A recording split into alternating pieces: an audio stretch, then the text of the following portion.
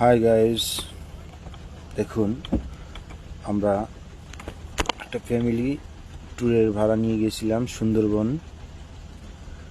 সেখানে নদীর পাড়ে, সুন্দরবনের কিনারায়, নদীর কিনারায় দেখা যাচ্ছে ছোট ছোট বানর শাবক ছানা নিয়ে খাবারের উদ্দেশ্যে নদীর চরে দৌড়দৌড়ি করছে।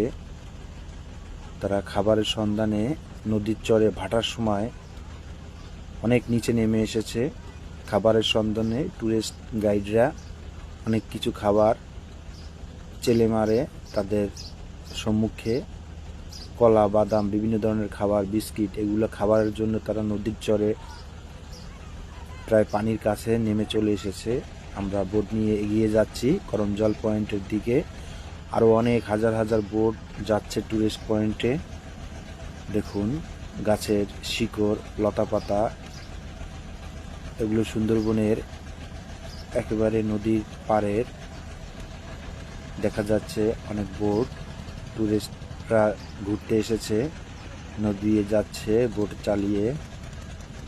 মংলা সমুদ্র বন্দর, সুন্দরবন, খুলনা বিভাগ। খুব আমাকে একটা দৃশ্য, সুন্দরবনের গাছগাছালি দেখতে খুবই মনোরম একটা সৌন্দর্যময় সময়। সামনে পানির মিটার।